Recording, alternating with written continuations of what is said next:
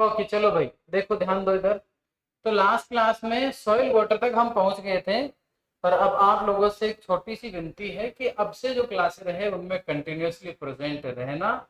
अन्यथा ज्यादातर चीजें हैं वो अब आपको पढ़ाई जाएगी, वो कम टाइम में पढ़ाई जाएगी। कहने का मतलब क्लास लंबी चलेगी और फटाफट आपका सिलेबस समाप्ति की ओर जाएगा। तो अब जो बचे हुए हैं क्लासें उनमें कंटिन्यू रहना आप लोग।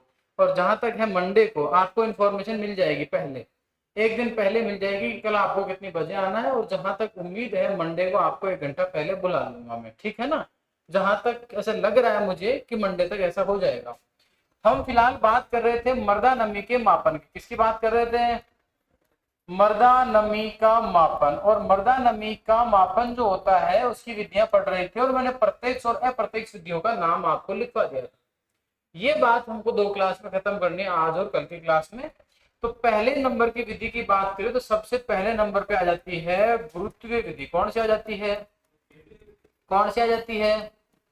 गुरुत्वीय विधि। इंग्लिश में क्या बोलते हैं इस विधि को? क्या बोलते हैं? Gravimetric method. क्या बोलते हैं इंग्लिश में इसको? ग्रेविमेट्रिक मेथड इसको इंग्लिश में बोलते हैं। समझना ये विधि है। इनको मैं समझाऊंगा सारा, लेकिन लिखवाऊंगा थोड़ा सा। लिखवाऊंगा क्या? थोड़ा सा। जो एग्जाम में काम का आता है ना बस वही लिखवाऊंगा, बाकी समझा दूंगा पूरा, ये गारंटी है। देखो होता क्या है, ये खेत है। खेत से हमें क्या करना है? सबसे पहले मिट्टी का नमूना लेना है। छोटा सा, जब आप बच्चे थे तब ऐसा छोटा सा टिफिन लेके जाते थे स्कूल में, सिंगल खंड वाला, 3-4 वाला नहीं, अकेला लेके जाते थे ना, जिसमें एक ढक्कन लगा होता था, लेके जाते स्कूल में। वैसा एक बॉक्स आता है जिसको बोलते हैं मॉइस्चर बॉक्स। क्या बोलते हैं उसको? उसको बोलते हैं मॉइस्चर बॉक्स। क्या बोलते हैं उसको? मॉइस्चर बॉक्स बोलते हैं। क्या बोलते हैं उसको?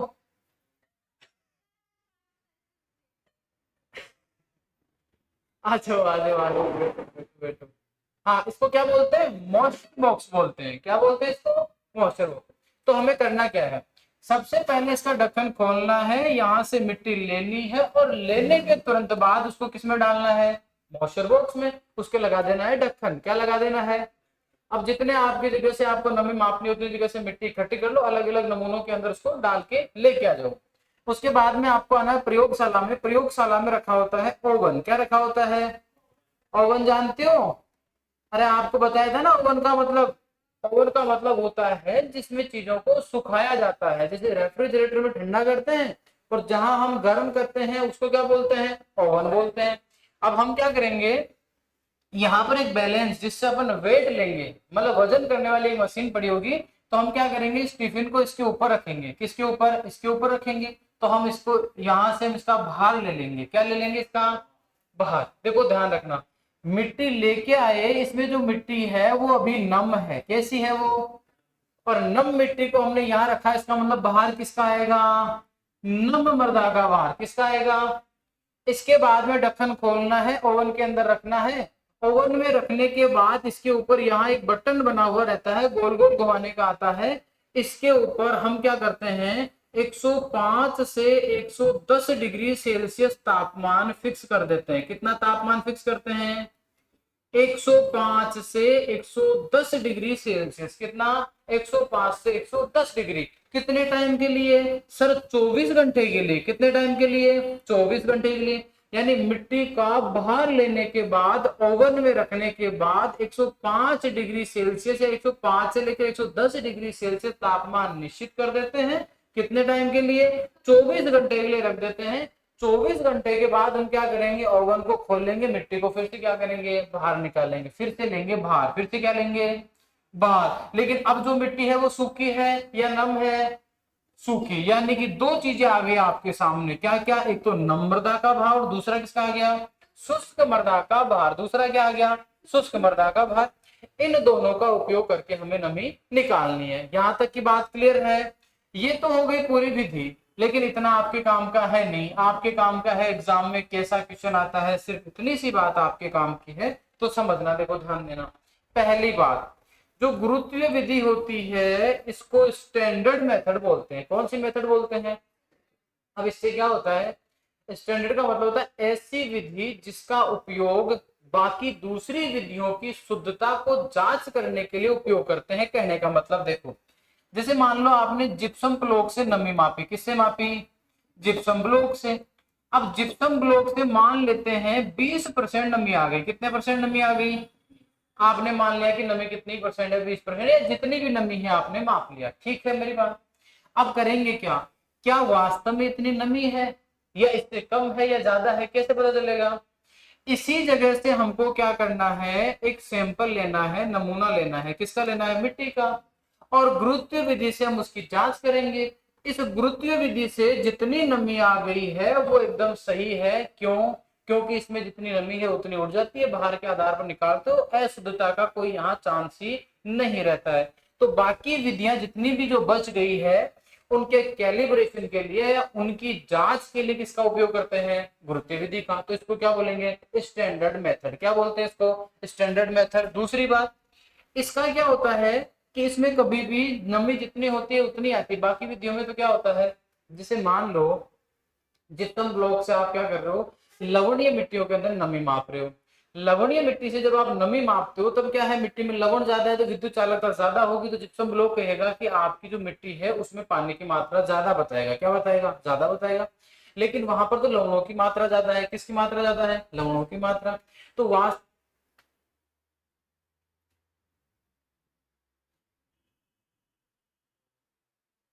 क्या देख रहे हो, है ना, तुम्हारे लिए यही है। तुम्हारे लिए क्या है? यही है। देखो ध्यान दो। तो पहली बात, यह एक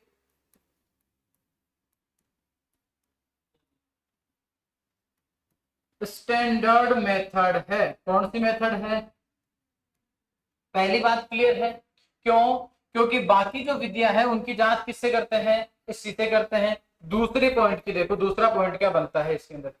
दूसरा पॉइंट ये बनता है कि देखो, आप मिट्टी लाओगे, 24 घंटे तक सुखाओगे, फिर उसमें से सैंपल में से बाहर लोगे, फिर आप भाग दोगे, गुणा करोगे, फिर आंसर निकालोगे। यानी कम से कम आपको एक दिन के बाद पता चलेगा कितनी नमी है। इससे पहले नहीं चल सकता ना। यानी इस विधि में समय बहुत लगता है। साथ में आपके वहां सैंपल लेने जाओगे तो इसका मतलब आदमी साथ लेके जाना पड़ेगा। इकट्ठा करने के लिए आदमी चाहिए, सुखाने के लिए आदमी चाहिए। चाहिए कि नहीं चाहिए? इसका मतलब ये हुआ कि इसकी कुछ हानियां भी है। इसकी क्या है? कुछ हानियां भी है। हानियों में पहली हानि तो यह है कि समय अधिक लगता है। क्या हानि है? समय अधिक लगता है। पहली हानि क्लियर है क्या?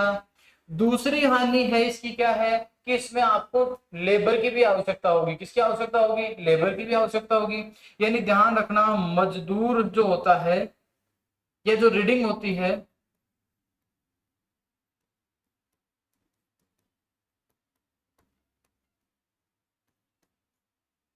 समय वाली बात आएगी कि समय ज्यादा लगता है एक विधि में आपको। और लाभ क्या है कि एक तो स्टैंडर्ड मेथड है, दूसरा लाभ इसकी शुद्धता बहुत ज्यादा रहती है। यानी जितनी नमी है उतनी ही नमी इसमें आएगी। तो यह सबसे शुद्ध विधि है। ये सबसे क्या है? सबसे शुद्ध विधि है। ध्यान रखना, शुद्ध विधि है। शुद्ध विधि का मतलब होता है इसकी एक्यूरेसी सबसे ज्यादा रहती है। अब इसमें होता क्या है? इसमें होता यह है कि तापमान कितना निश्चित करते हैं भाई? कितना रखते हैं? 105 से 110 डिग्री सेल्सियस। कितने टाइम के लिए रखते हैं? 24 घंटे के लिए। अगर इस विधि में से पहला क्वेश्चन कोई सबसे ज्यादा बार पूछा हुआ है तो वो यही पूछा हुआ है कि जो ग्रेविमेट्रिक मेथड है उसमें कितना तापमान होता है और कितने समय के लिए ये तापमान रखते हैं। कितना रखते हैं? 105 से 110 डिग्री सेल्सियस। कितने टाइम के लिए? पूरे 24 घंटे के लिए रखते हैं। ये एक स्टैंडर्ड मेथड है। बाकी की सारी विधियां जो है उनकी शुद्धता या यूं कहें उनकी जांच किससे करते हैं? इससे करते हैं। ये सबसे शुद्ध का मतलब है सबसे एक्यूरेट मेथड है। कौन सी मेथड है? सबसे एक्यूरेट है। जितनी भी विधियां हैं उनमें हानियां क्या है? समय ज्यादा लगता है, लेबर की आवश्यकता भी होगी, ओवन भी चाहिए होगा। ठीक है मेरी बात। और सबसे इंपॉर्टेंट बात, इससे नमी ज्ञात करने का एक सूत्र होता है। ध्यान रखना, यानी मृदा नमी जो है वो ज्ञात की जाती है नम्य मृदा का भार। कौन सी मृदा का भार? नम्य मृदा का भार माइनस शुष्क मृदा का भार। कौन सी मृदा का? शुष्क मृदा का भार बटा शुष्क मृदा का भार।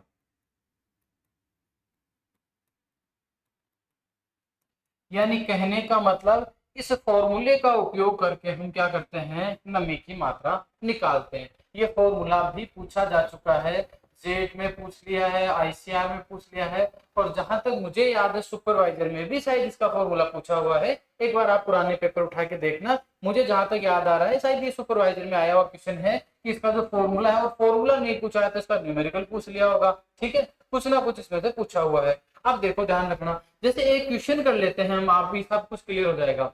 जैसे एक नम्र मृदा का भार 190 ग्राम है, जबकि उसमें नमी की मात्रा 40 ग्राम है, तो मृदा नमी प्रतिशत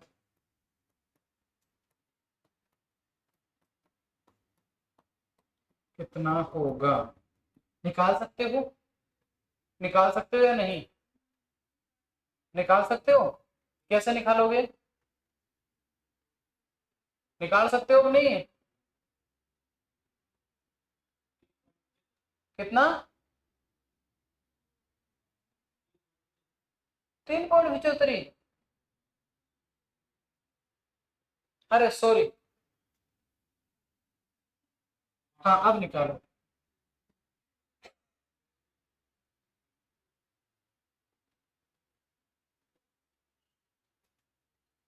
बैक कर दूं, आगे से उतारो तो पहले न्यूमेरिकल करो, तो पहले वो कर लो, उतारना है तो उतार लो, जैसी आपकी इच्छा है वैसे कर लो।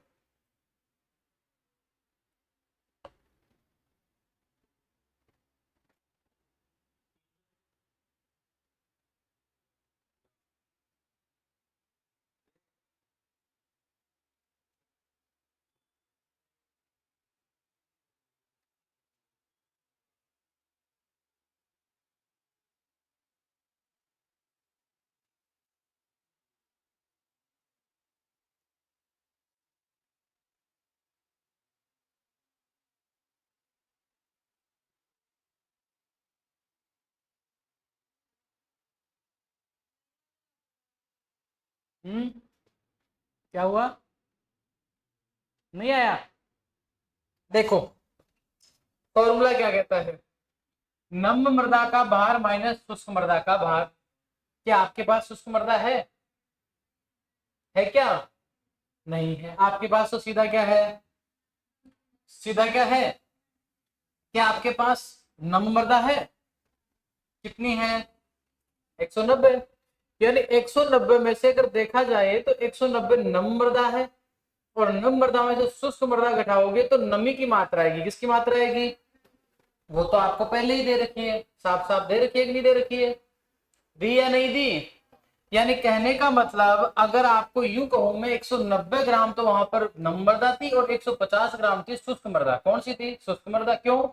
क्योंकि नम्र मृदा में से नमी की मात्रा घटा दो तो केवल क्या बच जाएगी? मिट्टी मिट्टी बच जाएगी, उसको कहेंगे शुष्क मृदा। तो कहने का मतलब ऊपर तो सीधा सीधा आ जाएगा 40, और नीचे की बात करें तो 190 में से 40 घटाओ तो कितने बच गए? 150। गुणा में कितना है? 100। निकाल लीजिए आंसर कितना आ रहा है।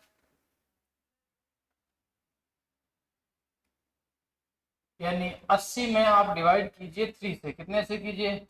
3 से। ये चला गया 2 टाइम्स, 620, ये चला गया 6 टाइम्स, और 0.66%, यानी 26.66%।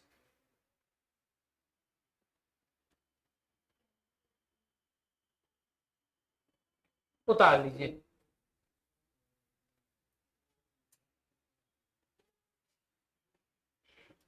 उतार लीजिए।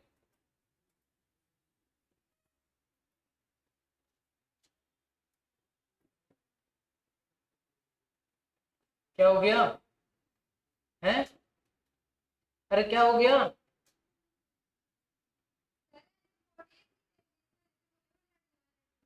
हे भगवान, मतलब कहते हैं घी में, वो आग में घी डालने का काम। तेरे नाम के नाम ही नहीं है? मोनिका। फिर किसका है? क्या नाम है इसका? मोनिका ही है। बहुत बढ़िया। गजब। हाँ जी। क्या कहें, किसका नाम हो उसके लिए तो दो शब्द भी हो, जिसका नाम भी नहीं हो उसको क्या कहे, तुम बताओ। है, तू मेरे को लगता है दंगा करवाने में थी या क्लास में? है फिर, ऐसा नहीं होता कि दो समुदायों को आपस में, नोहो वाला कांड सुना आपने? अरे नोहो का सुना क्या, नोह हरियाणा वाला, दो समुदाय आपस में बिठा दिए, वैसा वाला चाह रही थी तू, है ना? नहीं नहीं, मैंने ऐसा कुछ नहीं बोला है, तूने सुना मेरे मुंह से ऐसा कुछ? मैं बोल ही नहीं सकता ऐसी बात।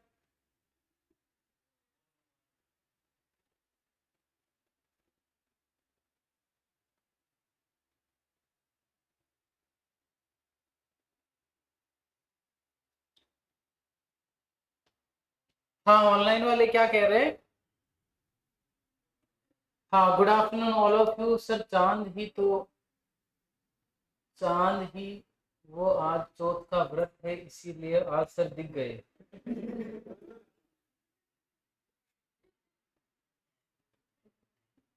जय हो सुनील, जय हो आपकी, जय हो भाई है।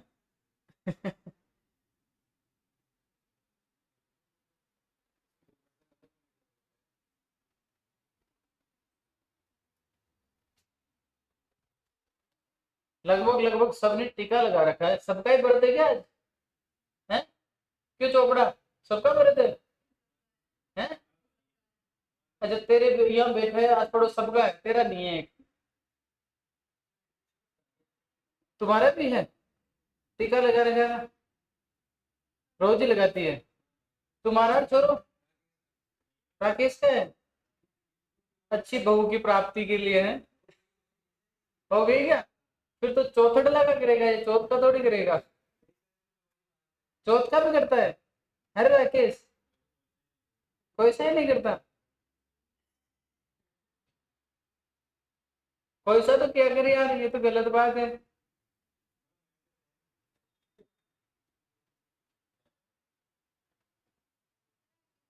आगे कर दूं? शादीशुदा लड़कियां करती है ना, कंवारी लड़कियां थोड़ी करती है चौथ का व्रत। है जी, मेरे हिसाब से शादीशुदा ही करती है। कहते हैं पति की उम्र, लंबी उम्र की कामना करती है, ऐसा ही कुछ होता है ना? पति की लंबी उम्र की कामना करती है ना? गलत है क्या मेरी बात? सही बोल रहा हूँ इसका मतलब मैं। तो जिनका शादी नहीं हुई वो कहाँ से उम्र की कामना करेगी? सबके हो रखी है, इस मोहल्ले में सबके हो रखी है। हैं?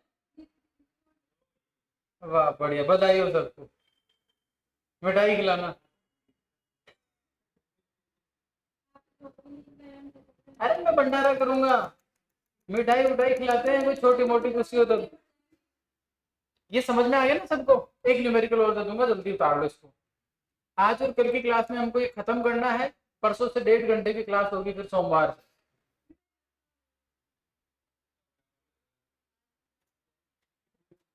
खिलाएंगे खिलाएंगे, मिठाई भी खिलाएंगे रे। ये बड़ा भयंकर परेशानी है एक, और वो ये है कि मतलब किसी भी बेच में चले जाओ, जैसे ही पहुंचता हूँ जाते ही सबसे पहली बात यही रहती है, सर मिठाई। अरे तो कह रहा हूँ ना, भंडारा करेंगे जल्दी।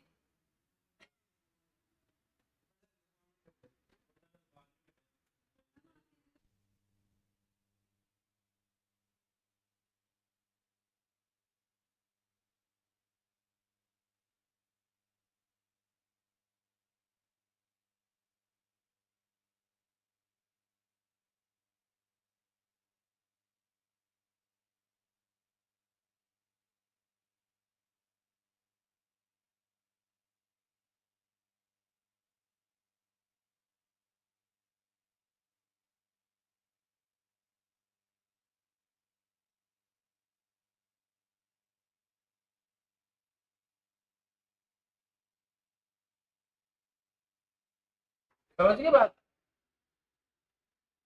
चले आगे।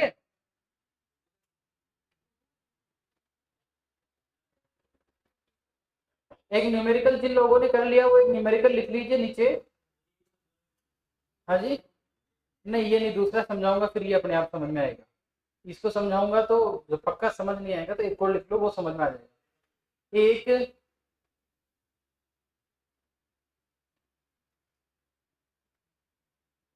नम्र मृदा का भार 200,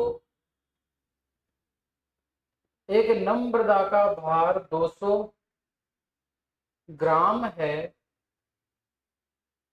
जबकि सुखाने के बाद मृदा का भार 150 ग्राम है। सुखाने के बाद मृदा का भार 150 ग्राम है, तो मृदा नमी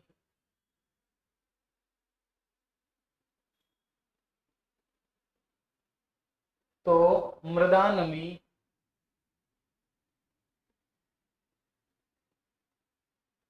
मृदा नमी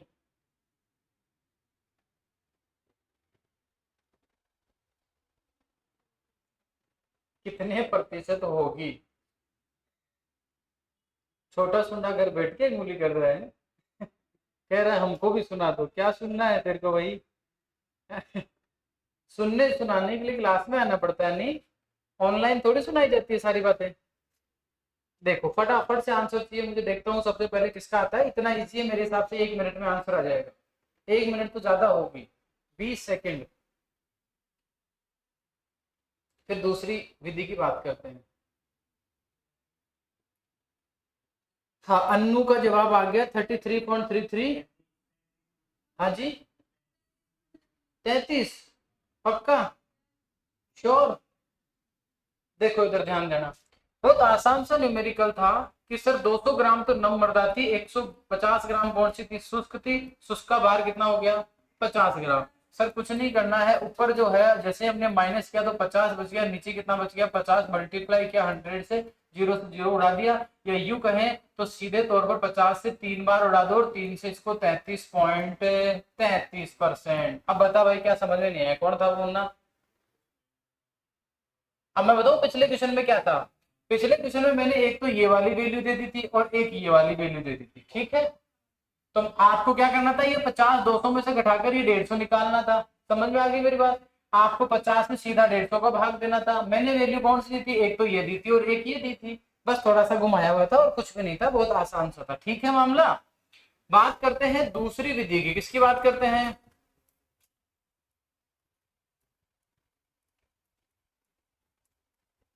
दूसरी विधि है टेंशियोमीटर। इसी का दूसरा नाम क्या होता है? बहुत बढ़िया, इसका नाम क्या होता है? ईरोमीटर। क्या नाम है इसका? ईरोमीटर। ये बहुत इंपॉर्टेंट क्वेश्चन है, पूछ लिया जाता है। टेंशियोमीटर को किस नाम से जाना जाता है? ईरोमीटर के नाम जानते हैं। किस नाम जानते हैं? ईरोमीटर से। अब समझना ये क्या होता है, इसकी पूरी कहानी समझा देता हूँ, लिखाऊंगा थोड़ा सा। इस तरह का एक यंत्र होता है जिसको बोलते हैं टेंशियोमीटर। क्या बोलते हैं? उसके एक कॉर्नर के ऊपर लगा रहता है ऐसा गोल गोल सा एक मीटर, जिसको बोलते हैं मैनोमीटर। क्या बोलते हैं? पहला क्वेश्चन तो यही बनता है, मैनोमीटर क्या करता है? मैनोमीटर किस काम में आता है? हाँ जी, मूल दाब या यूं कहें प्रेशर को मापने का होता है। किसको मापता है?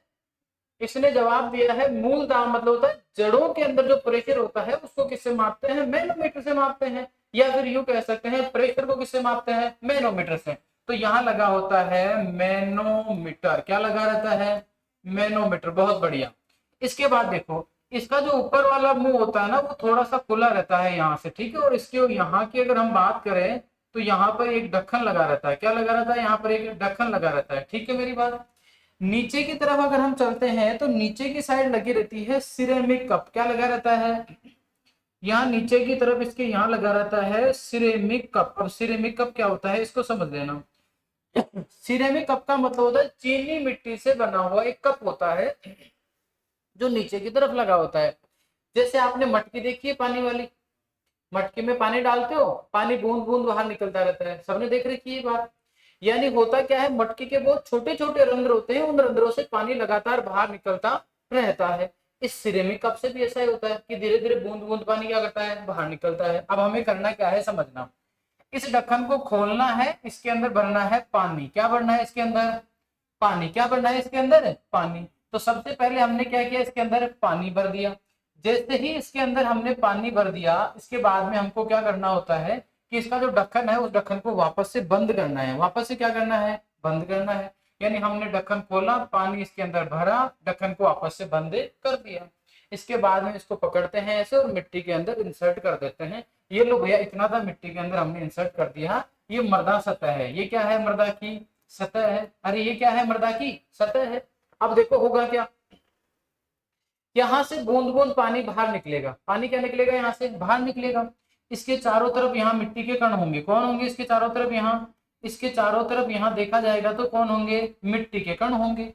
मिट्टी के कणों में क्या होगा? धीरे धीरे पानी इससे बाहर निकलेगा तो पानी को क्या करेंगे? मिट्टी के कण सोखना स्टार्ट कर देंगे। जैसे कि आपने कभी देखा हो तो किसी गीले एक कपड़े का एक मुंह पानी में डुबो दो तो आपको पता चलेगा धीरे धीरे धीरे धीरे पूरा कपड़ा गीला हो जाता है। ऐसा देखा होगा आपने? धीरे धीरे पूरे में पानी आ जाता है ना। सेम वही नियम यहाँ लगता है कि इसमें से पानी धीरे धीरे निकलता है और मिट्टी के अंदर आगे की तरफ बढ़ता रहता है।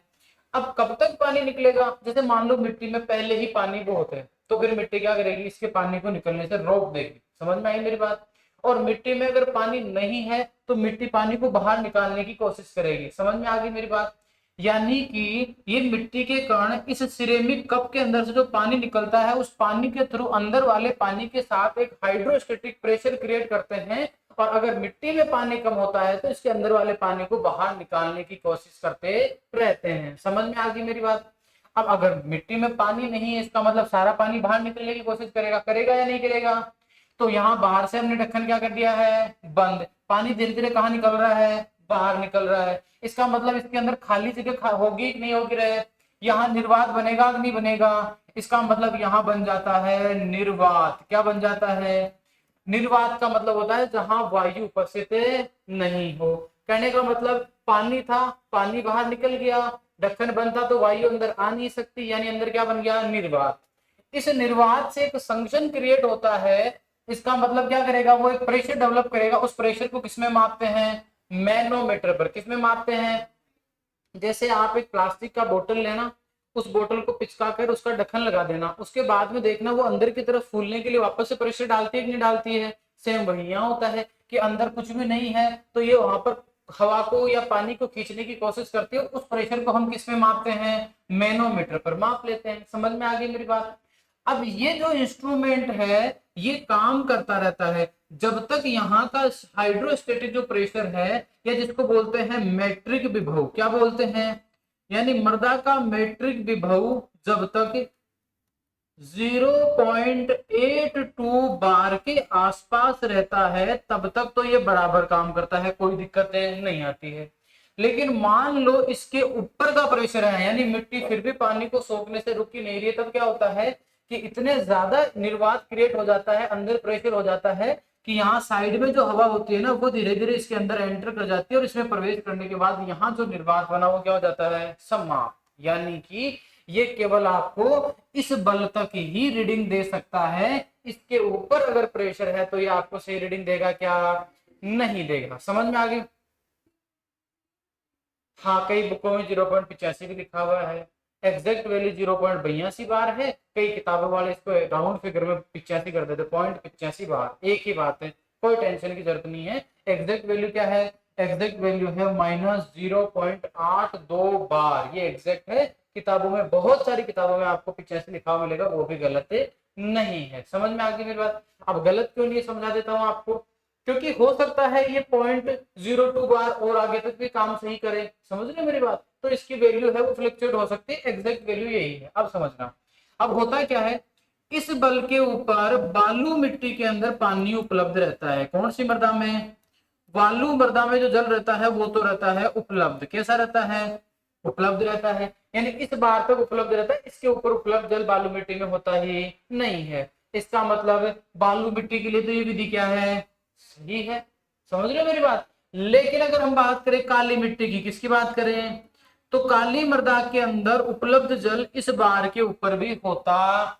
इसका मतलब अगर आप सोचोगे ये बार आ गया इसका मतलब सिंचाई कर दे, अरे काली मिट्टी में तो पानी अभी भी बचा हुआ है या नहीं? इसका मतलब काली मिट्टी के लिए क्या नहीं है? उपयुक्त नहीं है। किसके लिए उपयुक्त है? बालू के लिए उपयुक्त है। कितने बार तक काम करता है? इतने बार तक। कैसे काम करता है समझा दिया मैंने। क्लियर है आपको? इसमें से क्वेश्चन क्या आते हैं उनकी बात करते हैं। पहला क्वेश्चन, टेंशियोमीटर का दूसरा नाम क्या है? यह कौन सी मिट्टी के लिए उपयुक्त है? कौन सी मिट्टी के लिए है? बालू मृदा के लिए। कौन सी मिट्टी के लिए? बालू मृदा के लिए या रेतीली मृदा के लिए? कौन सी मृदा के लिए? बालू मृदा या रेतीली मृदा के लिए उपयुक्त है। तो ये कौन सी मिट्टी के लिए अनुपयुक्त होगा? किसके लिए अनुपयुक्त होगा? बहुत बढ़िया, ये काली मृदा के लिए। किसके लिए? काली मृदा हेतु ये अनुपयुक्त है, उपयोग में नहीं लेना चाहिए काली मिट्टी वालों को। समझ में आ गई मेरी बात? सर ये कितने बार तक काम करता है? बहुत आसान है। इस ये करता है -0.82 मेट्रिक जो बार होता है वहां तक ये कार्य करता है। इसके बाद ये काम में नहीं करता है। सर इसका उपयोग किसके लिए करेंगे? अगर मान लीजिए आपको कम अंतराल पर सिंचाई करनी है, जैसे 2-2 3-3 दिन पर ही मान लो सिंचाई करनी है, तब इसका उपयोग करते हैं। तो याद रखना, कम अंतराल से सिंचाई वाली फसलों में, सिंचाई वाली फसलों में क्या करते हैं इसका उपयोग? फसलों में इसका उपयोग करते हैं। बहुत बढ़िया। इसके बाद आपको कुछ भी नहीं पूछेगा। लेकिन एक चीज, क्या इसने आपको बताया गया कि खेत में इतनी नमी है? बताया इसने आपको? तो इसने क्या मापा? क्या मापा इसने? याद रखना, डायरेक्टली एग्जाम में क्वेश्चन आता है कि भाई कौन सी विधि है जो मृदा के अंदर जो तनाव है, बल है, उसको सीधे तौर पर मापती है? कौन सी है? टेंशियोमीटर। तो याद रखना, ये प्रत्यक्ष रूप से किसको मापता है? प्रत्यक्ष रूप से मृदा के मैट्रिक विभव का, किसका? मैट्रिक विभव का मापन करता। एकमात्र विधि, सारी विधियों में एकमात्र विधि है जो मैट्रिक विभव के ऊपर निर्भर है। किस पर निर्भर है? मैट्रिक विभव के ऊपर निर्भर है। किस पर निर्भर है?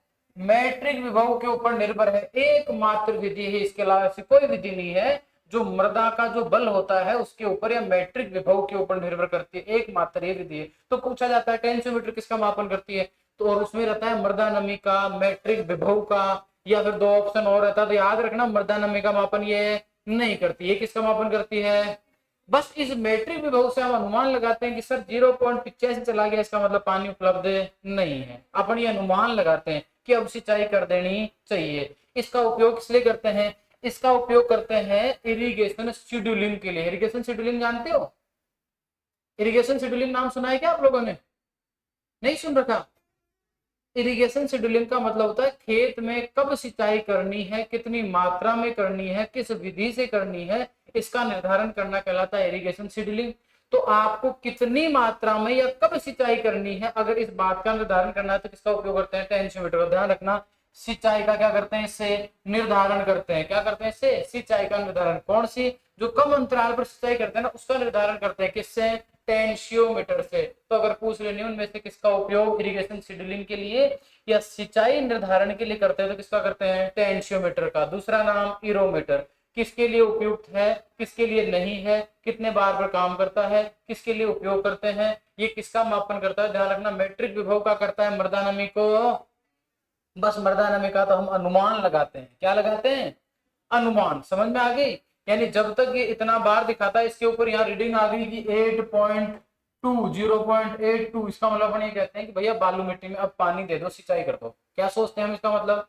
कि सिंचाई कर दो। क्या सोचते हैं? सिंचाई कर दीजिए। इसलिए इसको बोलते हैं कि इरिगेशन शेड्यूलिंग में इसका उपयोग करते हैं। क्लियर है ये चीज?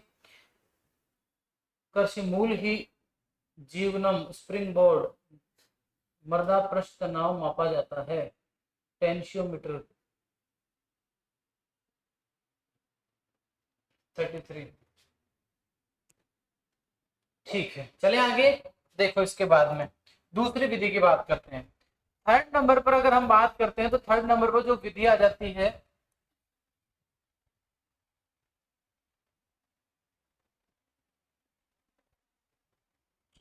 थर्ड नंबर पर अगर हम बात करते हैं, थर्ड नंबर की विधि की देखो, थर्ड नंबर पर हम बात करेंगे जिप्सम ब्लॉक की। किसकी बात करेंगे?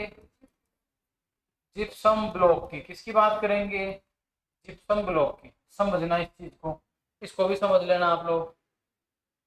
देखो ध्यान देना, जिप्सम ब्लॉक क्या होता है पहले समझा देता हूँ फिर लिखा दूंगा। इस तरह से एक जमीन के बाहर तो एक मीटर रखते हैं, और जमीन के अंदर जैसे आप लोग ईंट जानते हो क्या? ईंट जानते हो? ईंट, ईंट के जैसे ब्लॉक आते हैं जो जिप्सम के बने होते हैं। किसके बने होते हैं? जिप्सम के। उस ईंट के जैसे ब्लॉक को मिट्टी के अंदर दबा देते हैं। जैसे एक ब्लॉक तो ये हो गया और दूसरा ब्लॉक ये हो गया। ईंट के यूं कहें ये जिप्सम के बने होते हैं। किसके बने होते हैं? और इनके बीच में लगा देते हैं इलेक्ट्रोड। क्या लगा देते हैं? इनके अंदर, इस ब्लॉक के अंदर दबा देते हैं इलेक्ट्रोड को। किसको दबा देते हैं? और फिर क्या करते हैं, ये इलेक्ट्रोड एक वायर से जुड़ा रहता है। जो वायर किससे जुड़ा रहता है? मीटर से जुड़ा रहता है। किससे जुड़ा हुआ रहता है? मीटर से जुड़ा हुआ रहता है। किससे जुड़ा हुआ रहता है? मीटर से जुड़ा हुआ रहता है। अब देखो होता क्या है, यानी मान लो, इसका सामान्य प्रिंसिपल एकदम देसी भाषा में समझा रहा हूँ, इसकी जो किताबों में लिखी है वो भाषा छोड़ के समझा रहा हूँ। आपने क्या किया, यहाँ इस वायर से करंट भेजा, इस इलेक्ट्रोड में भेज दिया। अब करंट चारों तरफ फैलेगा, फैलेगा या नहीं फैलेगा? तो सीधी सी बात है, ये करंट यहाँ से इस दिशा में भी जाएगा, जाएगा कि नहीं जाएगा? जाएगा या नहीं जाएगा? अब अगर इसके बीच में नमी की मात्रा ज्यादा हुई तब तो करंट क्या जाएगा? ज्यादा जाएगा। और अगर नमी कम हुई तो करंट क्या जाएगा? कम जाएगा। यही मतलब हुआ? अरे यही हुआ या दूसरा मतलब हुआ? तो इससे हमने करंट भेजा और देखा कि जो इलेक्ट्रिकल करंट है वो यहाँ पहुंच रहा या नहीं पहुंच रहा। अगर ज्यादा करंट पहुंच रहा है इसका मतलब मिट्टी में नमी की मात्रा ज्यादा है। और यदि मान लीजिए यहां से यहां नहीं पहुंच पा रहा है, इसका मतलब मिट्टी में नमी कम है, तो प्रतिरोध ज्यादा है। प्रतिरोध क्या है? ज्यादा है। वही गीली लकड़ी वाला उसूल, गीली लकड़ी है, लाइट के टच करोगे करंट आएगा, सुखाने के बाद नहीं आता है, इसका मतलब गीली है। गीली क्यों कहा? क्योंकि नमी है, इसीलिए कहा ना। बस वही नियम पर काम करता है ये। देखो इसमें होता क्या है, तो ये जो ब्लॉक होते हैं ये जिप्सम के बने होते हैं, इसलिए इसको बोलते हैं जिप्सम ब्लॉक। क्या बोलते हैं इसको? इसी को बोलते हैं इलेक्ट्रिकल कंडक्टिविटी मीटर। इसी को क्या बोलते हैं? जिप्सम ब्लॉक विधि जो होती है, इसी विधि का दूसरा नाम होता है इलेक्ट्रिकल कंडक्टिविटी मीटर, या इलेक्ट्रिकल कंडक्टिविटी विधि भी बोलते हैं। इसको ध्यान रखना, क्यों? क्योंकि इसमें विद्युत काम में लेते हैं, इसलिए इलेक्ट्रिकल कंडक्टिविटी विधि इसको हम बोलते हैं। क्लियर है मेरी बात आपको? अब आगे समझाता हूं मैं कैसे।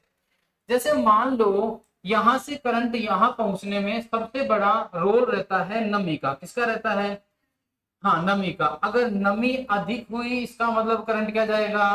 अधिक। इसका मतलब जो इलेक्ट्रिकल करंट होता है वो भी क्या होगा? ज्यादा जाएगा। और मान लीजिए नमी कम है, नमी क्या है? कम है, तो जो इलेक्ट्रिकल करंट होता है वो भी क्या जाएगा? कम। और यदि नमी ज्यादा है तो इसका मतलब क्या जाएगा? ये करंट भी ज्यादा जाएगा। यही प्रिंसिपल है। अब आपने देखा होगा, जैसे शुद्ध जल की बात करें, क्या शुद्ध जल विद्युत का चालक होता है? कुचालक? क्या होता है?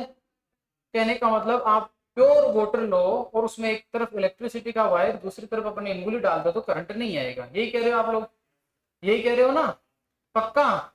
अब देखो उसी नमक के अंदर आपने अंगुली डाला, सॉरी उसी पानी के अंदर अंगुली डाला, एक तरफ इलेक्ट्रिक वायर डाल दिया, करंट नहीं आया। अब उसमें थोड़ा सा नमक डाल दो, क्या डाल दो, और अब अंगुली दोगे तो करंट आएगा कि नहीं आएगा? आएगा कि नहीं आएगा? इसका मतलब ये हुआ कि अगर लवणों की मात्रा जो है वो भी विद्युत चालकता को प्रभावित करती है या नहीं करती है? तो मान लो कि यहाँ जिस खेत में आप नमी माप रहे हो वो खेत है लवणीय। कैसा है? इसका मतलब तो ये हुआ कि यहाँ नमी कम होगी तो भी करंट दौड़ता हुआ यहाँ पहुंच जाएगा। पहुंचेगा कि नहीं? क्योंकि उसमें क्या है? ज्यादा लवण ज्यादा है। इसका मतलब तो ये हुआ लवणीय मिट्टी के लिए क्या ये विधि सही है क्या? अरे है क्या सही? है क्या सही? यानी ध्यान रखना, लवणीय मृदा में इसका उपयोग नहीं किया जाता है। और क्यों नहीं किया जाता है वो मैंने आपको समझा दिया। क्लियर है आपको? ये जो ब्लॉक है ये जिप्सम के आते हैं इसलिए जिप्सम ब्लॉक बोलते हैं, लेकिन आजकल ध्यान रखना, आजकल इनका उपयोग करते हैं, इसकी जगह करते हैं नाइलॉन के ब्लॉक। किसके ब्लॉक काम में लेते हैं? नाइलॉन के जो बने हुए ब्लॉक होते हैं उनका उपयोग में लेते हैं। क्योंकि जिप्सम का जो ब्लॉक है वो 2-4 साल में खराब हो जाता है, फिर आपको दोबारा से ब्लॉक डालने पड़ेंगे, मिट्टी के अंदर दबाने पड़ेंगे। लेकिन नाइलॉन के आराम से 10-15 साल निकालते। कितने साल निकालते हैं? कितने साल निकालते हैं? ये भी पूछा हुआ क्वेश्चन है, नाइलॉन के ब्लॉकों की लाइफ कितनी होती है, 10-15 साल तक रहते हैं, इनकी कितनी रहती है, इनके 3-4 साल में खराब हो जाते हैं। समझ में आ गई मेरी बात? 4 साल होते होते ये क्या हो जाते हैं, खत्म हो जाते हैं। क्या ये विधि समझ में आ गई? ठीक है, तो पहली बात इस विधि की बात करते हैं। तो सबसे पहले नंबर के ऊपर तो कि इसका उपयोग किसके लिए नहीं करते हैं, तो ये पहली बात तो ये अनुपयुक्त किसके लिए है, बहुत बढ़िया, लवणीय मिट्टियों के लिए अनुपयुक्त है। कौन सी मृदा के लिए? लवणीय मृदाओं, या फिर हो सकता है लवण प्रभावित लिखा हुआ मिल जाए आपको। क्या लिखा हुआ मिल जाए? अगर आपको लवण प्रभावित लिखा हुआ मिल जाए तो भी सही आंसर है, ध्यान रखना, लवण प्रभावित मृदा लिखा हुआ मिले तो भी आपका सही होगा। सर फिर इसका उपयोग किसमें करेंगे? इसका उपयोग जैसे टेंशियोमीटर का आप बालू में नहीं, वो सॉरी काली मिट्टी में उपयोग नहीं कर सकते थे ना, इसको कीजिए, कोई दिक्कत नहीं। तो आप इसका उपयोग करो ना काली मृदा में, कोई दिक्कत नहीं है, तो काली मृदा में करो, कोई टेंशन वाली बात नहीं है। सर ये कितने बल तक काम करता है, यानी इसका जो बल होता है, मैट्रिक वो होता है, वो कितने बल तक काम करता है? तो इसका जो प्रेशर होता है उसकी बात करें तो ये लगभग लगभग मान के चलना आप लोग कि ये -1 से लेकर -15 बार तक काम करता है। कितने बार तक काम करता है? -1 से 15 बार तक। कितने तक काम करता है ये? -1 से लेकर 15 बार तक ये काम में करता है। क्लियर है ये चीज? कोई दिक्कत है इसमें? ठीक है, इसके बाद आगे बात करते हैं। सर इसकी हानियां क्या क्या है, इसकी हानियां क्या क्या है? तो हानियों में पहली हानि इसकी ये है कि एक तो हो ही गया कि लवणीय मृदा में इसका क्या नहीं करते, उपयोग नहीं करते हैं। और दूसरी हानि के तौर पर हम ये कह सकते हैं कि आजकल तो खैर नाइलॉन के ब्लॉक काम में लेने लगे, नहीं पहले जिप्सम के हर तीसरी दूसरी तीसरी साल उसमें मिट्टी के अंदर में नाइलॉन के ब्लॉक क्या करने पड़ते थे, दबाने पड़ते थे। तो ये भी इसकी एक हानि थी, लवणीय मृदा में उपयोग नहीं कर सकते, काली में उपयोग कर सकते हैं, यहाँ तक कोई दिक्कत नहीं है। और इसके अंदर लेबर की कोई जरूरत पड़ती नहीं है, तो स्पेशल आप ज्यादा पॉइंट लिखने की जरूरत नहीं है। एक पॉइंट ये आप नोट कर लीजिए कि इसका उपयोग करते हैं अधिक अंतराल से अगर सिंचाई करनी हो तो वहां कहाँ उपयोग करते हैं, अधिक अंतराल वाली, कम अंतराल वाले के लिए किसका उपयोग करते हैं, टेंशियोमीटर का। और अधिक अंतराल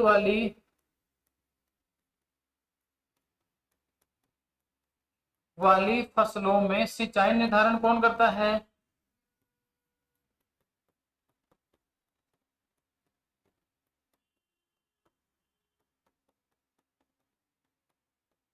हेतु इसका उपयोग हम लोग करते हैं। समझ में आई कि नहीं आई ये बात? फिर से रिपीट कर रहा हूं, कौन सी मिट्टी में नहीं करते हैं, कौन से में करते हैं, कितने बार तक काम करता है। और याद रखना जितने भी विधियां हैं उनमें से दो ही विधि है जिनका सिंचाई निर्धारण के लिए उपयोग करते हैं। एक का नाम है जिप्सम ब्लॉक और एक का नाम है टेंशियोमीटर। क्या नाम है? टेंशियोमीटर। कितनी विधियां हैं केवल? कितनी विधियां हैं केवल? दो। अधिक अंतराल वाली, जैसे मान लो गन्ने में आपने आज सिंचाई दे दी और अब आपको मान लीजिए 20 दिन बाद देनी है, या कोई भी फसल, जैसे गन्ने में तो खैर इरिगेशन ज्यादा देते हैं, पर जैसे कोई भी फसल जिसमें आज सिंचाई देने के बाद आपको लंबे समय के बाद देनी है, 10 दिन बाद देनी है, तो ऐसी फसल जिसमें लंबा अंतराल रखना है वहां तो उपयोग किसका करते हैं। और ऐसी फसल जैसे मान लो उसमें आज दे दी और आज के तीसरे दिन फिर से सिंचाई देनी है, समझ में आ गई मेरी बात? तो ऐसी फसल के लिए क्या उपयोग करोगे? टेंशियोमीटर। क्या उपयोग करोगे? टेंशियोमीटर। बालू मिट्टी के लिए क्या करोगे? टेंशियोमीटर। और लवणी मिट्टी के लिए इसका उपयोग नहीं करना है। समझ गए? काली मिट्टी के लिए किसका उपयोग नहीं करना, काली मिट्टी में टेंशियोमीटर का उपयोग नहीं करना है। क्या यहाँ तक की बातें क्लियर है? कोई दिक्कत नहीं है इसमें? कोई दिक्कत नहीं है ना यहाँ तक? क्या चीज? देखो इधर ध्यान दो दोबारा से। कहने का मतलब सारी चीजें एक दूसरे से जुड़ी हुई है अगर आप कोशिश करोगे तो। वो ऐसे कि हम क्या करते हैं, मिट्टी के अंदर दो ब्लॉक जो दबा देते हैं, दोनों ब्लॉक वायर से जुड़े होते हैं, बाहर एक मीटर पड़ा हुआ रहता है। होता क्या है, हम एक वायर में इलेक्ट्रिकल करंट भेजते हैं। इलेक्ट्रिकल करंट अगर ज्यादा फ्लो हो रहा है इसका मतलब नमी ज्यादा है, और कम हो रहा है इसका मतलब नमी कम है। ये तो इसका नियम है। अब बात करते हैं कि सर इसको लवणीय मिट्टी में उपयोग क्यों नहीं कर सकते, क्योंकि अगर लवण ज्यादा हुए तो इलेक्ट्रिकल करंट ज्यादा बहेगा, बहेगा कि नहीं बहेगा, इसीलिए लवणीय मिट्टियों के लिए उपयुक्त नहीं है। दूसरी बात, किसके लिए उपयोग कर सकते हैं, तो इसको आराम से आप काली मिट्टी के लिए उपयोग करो, क्योंकि काली मिट्टी के अंदर 15 बार पर आता है परमानेंट बिल्टिंग कोण, और वहां तक जल उपलब्ध रहता है, इसलिए इसका उपयोग वहां कर सकते हो आप। समझ में आ गई? तो कौन सी मिट्टी के लिए उपयोग कर सकते हो, काली मिट्टी में उपयोग करो, कोई दिक्कत नहीं। तीसरा है कि अधिक अंतराल वाली फसल, जैसे एक फसल ऐसी कोई भी ले लीजिए जिसमें 10 दिन से सिंचाई करनी है। कितने दिन से सिंचाई करनी है? जैसे गेहूं में आमतौर पर आप कह सकते हो कि आप लगभग लगभग 8 दिन तो निकाल देते हो, 8-10 दिन निकालते हो। बाजरा ले लो, बाजरे में आप आराम से 10 दिन 15 दिन निकालते हो। तो ऐसी फसल जिसमें आपको लंबे अंतराल से सिंचाई करनी है, इस विधि का उसमें उपयोग करते हैं। क्यों? अरे आपको कैसे पता चलेगा कि अब आपकी फसल को सिंचाई की जरूरत है? क्या वो मुरझाएगी तभी सिंचाई करोगे क्या, या उससे पहले ही करोगे? मुरझाने के बाद उत्पादन कम होगा, पहले करोगे। तो पहले करने के लिए किसी ना किसी विधि की आपको हेल्प लेनी पड़ेगी। तो दो विधियां हैं, टेंशियोमीटर और जिप्सम ब्लॉक। जिप्सम ब्लॉक का उपयोग करेंगे अधिक अंतराल वाली फसलों के लिए, और टेंशियोमीटर का करेंगे कम अंतराल वाली फसलों के लिए। किसके लिए करेंगे? कम अंतराल, जिसमें जैसे मान लीजिए 3 दिन से सिंचाई करनी है ऐसी कोई फसल है, 2 दिन से सिंचाई करनी है ऐसी कोई फसल है, तो उनमें हम लोग इसका उपयोग करेंगे, उसमें अपन टेंशियोमीटर का कर लेंगे। अब समझ में आ गई? यानी सिंचाई निर्धारण के लिए इन दोनों विधियों का भी उपयोग होता है, ध्यान रखना। कहीं तुम ऐसे नहीं हो बाद में बोलो सर आपने तो अधिक अंतराल लिखाया था, ये थोड़ी कहा था सिंचाई निर्धारण के लिए करते हैं। तो इन दोनों का उपयोग करते हैं। ये ब्लॉक किसके बने हुए, ये भी क्वेश्चन पूछा हुआ है। जिप्सम ब्लॉक के ब्लॉक बने हुए होते हैं, किसके बने होते हैं? किसके बने होते हैं? नाइलॉन के। वैसे एक चीज बता देता हूँ, उतनी बात कोई नहीं पढ़ाता है, सब यही कहते हैं इसका उपयोग कहाँ करते हैं, कहाँ नहीं करते हैं, कितने तक काम करती है, कहानी खत्म। मैंने कोशिश की आपको प्रिंसिपल पीछे रिवीजन देने की भी, अच्छी बात है, समझ में आए तो, पर नहीं समझ में आए तो भी कोई बात नहीं। टेंशियोमीटर वगैरह ठीक है, यहाँ तक कोई दिक्कत है? ओके। प्रेशर प्लेट एक ऐसी विधि है जो कभी भी खेत में उपयोग नहीं आती है, वो आती है लेब में। कहाँ आती है? लेब में। और प्रेशर प्लेट की अगर हम बात करें तो उसमें पूरा प्रोसीजर से नेक्स्ट विधि प्रेशर प्लेट ही है। उसमें क्या करते हैं, खेत से मिट्टी के अंदर, खेत से हमको मिट्टी लेके आनी होती है, लेब में लानी है।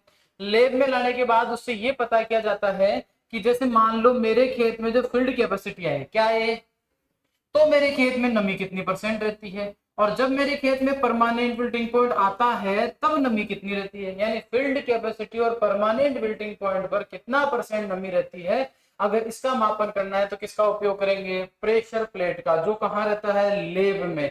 ये दोनों विधियां कहाँ थी? खेत में। वो कहाँ है? लेब में। इसको भी समझाऊंगा कैसे होता है क्या नहीं होता है, सारी डिटेल्स आपको मैं दूंगा, टेंशन मत करो आप लोग, बस फिलहाल के लिए इनको नोट कर लीजिए। यही उतारना है ना आपसे, यही उतारना है ना, इसके अलावा थोड़ी ना कुछ है, यही है, उतार लीजिए।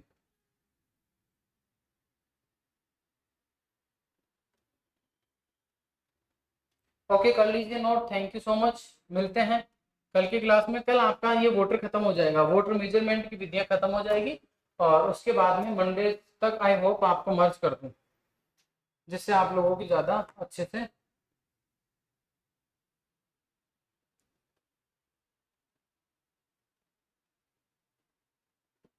ठीक है, ओके, नेक्स्ट कर दूं, आप लोग कर लोगे? ठीक है। ऑनलाइन वालों को भी क्लास चालू छोड़ रहा हूँ, तो साथ साथ उतार लो भाई।